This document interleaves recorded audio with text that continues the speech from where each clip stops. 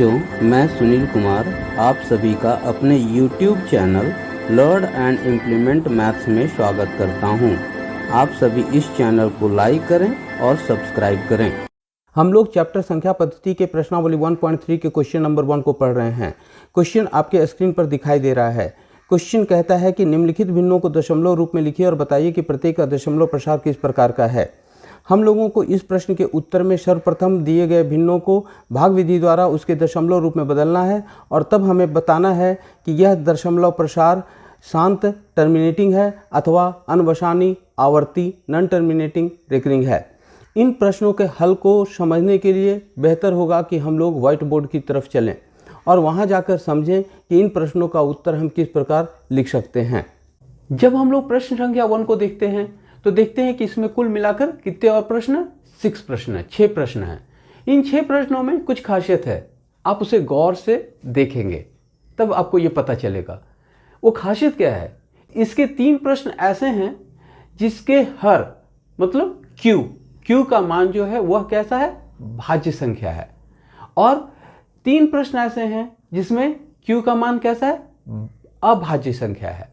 हमें इन प्रश्नों को दशमलव रूप में लिखना है। चलिए हम लोग इसको दशमलव रूप में लिखते हैं। पहला प्रश्न मैं ले रहा हूं 36/100 करेंगे क्या? आपको ऐसे पता है कि डायरेक्ट क्या होगा, 0.36 होगा, लेकिन करेंगे क्या? तरीका क्या है कि 36 को हम लोग क्या करेंगे, 100 से भाग दे देंगे।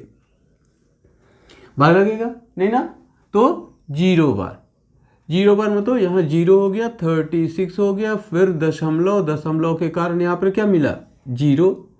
तब कितनी बार, 3 बार 300, अब कितना हो गया 60, फिर दशमलव के कारण यहाँ पर 0 6, तो इसलिए क्या हो गया 600।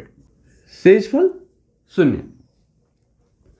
इसको हम डायरेक्ट हम लोग ऐसा लिख सकते थे 0.36, तो दशमलव प्रसार कैसा हो गया, दशमलव प्रसार शांत हो गया क्योंकि शेषफल क्या गया, 0 हो गया। एक खासियत और है, चलिए 100 का हम लोग क्या करें, अभाज्य गुणनखंडन करें। इकाई का स्थान पर 0, इसलिए 2 से भाग लगाइए 50, फिर 2 से भाग लगाइए 25, फिर 5 से भाग लगाइए 5, इसलिए 100 को क्या लिख सकते हैं, 2 to the power 2 into 5 to the power 2, जो किस प्रकार का है, जो 2 to the power n 5 to the power m के प्रकार का है, जहां n तथा m क्या है,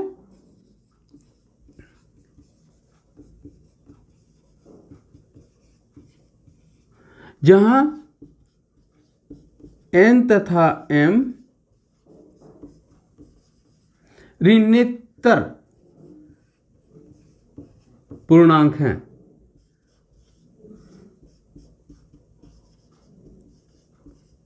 अर्थात ऋणात्मक पूर्णांकों को छोड़कर। ये ऋणोत्तर पूर्णांक कौन कौन होते हैं, देखिए 0 1 2 3 4 डॉट, ये सभी पूर्ण संख्याओं का समूह है। अब हम लोग दूसरी संख्या ले रहे हैं। दूसरी संख्या क्या है, 2/11। यहां पर 2 तथा 11 दोनों कैसी संख्याएं हैं, दोनों अभाज्य संख्याएं हैं, है ना। तब हम लोग को 11 से 11 से भाग देना है। भाग दे पाएंगे नहीं, क्योंकि 2 11 से छोटा है, तो 0 हो गया, 0 बार लगा, 2 आया, दशमलव हो गया, दशमलव के कारण यहाँ पर 0 आया, 0 आया। कितनी बार भाई, 1 बार, 11, शेष क्या 9, दशमलव के कारण यहाँ पर 0, कितनी बार 8 बार, क्या आया 88, कितना शेषफल हो गया 2, दशमलव के कारण यहाँ पर क्या उतरा 0, कितनी बार 1 बार, क्या आया शेषफल 9, दशमलव के कारण उतरा 0, कितनी बार 8 बार। क्या पा रहे हैं आप पा रहे हैं कि शेषफल 0 नहीं हो रहा है, और साथ ही साथ क्या पा रहे हैं कि यहां जो संख्या खंड है इस संख्या खंड, कौन सा संख्या खंड, 18, इस संख्या खंड में अंकों की पुनरावृत्ति हो रही है। बार बार क्या हो रहा है, 18 फिर 18, ऐसे करके क्या यह खत्म होगा, नहीं खत्म होगा ना। दशमलव प्रसार कैसा हो गया, दशमलव प्रसार हो गया अशांत आवर्ती अथवा अनवसानी आवर्ती।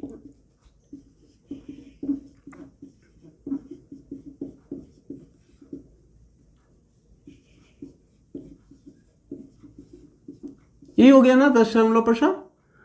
तो जब दशमलव प्रसार, जब हर, अब देखते हैं 11 का क्या अभाज्य गुणनखंडन कुछ होगा, नहीं होगा। तो 11 का अभाज्य, चूंकि ये ऑलरेडी क्या है, अभाज्य संख्या है, तो जब अभाज्य संख्या है तो 11 का अभाज्य गुणनखंडन नहीं होगा। इसलिए 11 का अभाज्य गुणनखंडन कभी भी 2 to the power n 5 to the power m के रूप का नहीं है।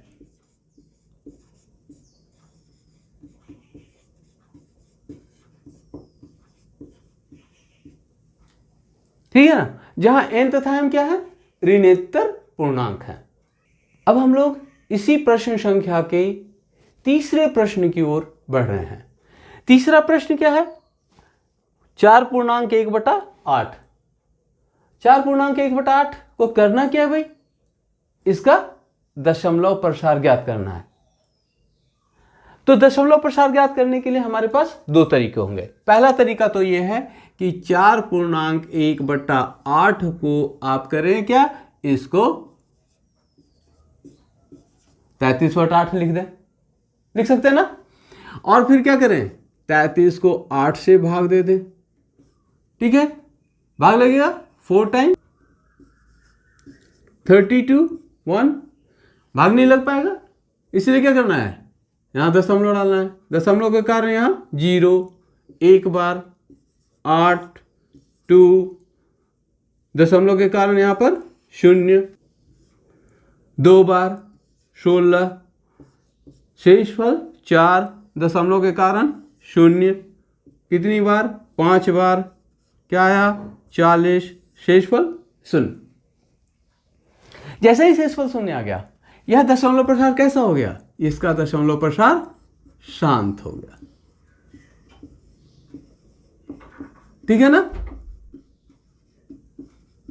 और अब देखिए 8 का अभाज्य गुणनखंडन, 8 को कितने से भाग लगा सकते हैं, 2 से 4 टाइम्स, फिर 2 से 2 बार, तो 8 बराबर क्या हो गया, 2 to the power 3। इससे क्या लिख सकते हैं, 2 to the power 3, 5 to the power 0, जो किस प्रकार का है, जो 2 to the power n 5 to the power m के प्रकार का है।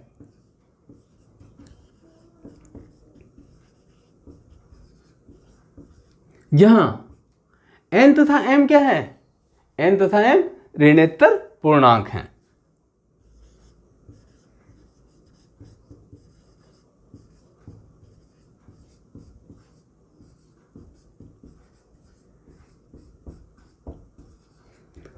ऋणोत्तर पूर्णांक हैं।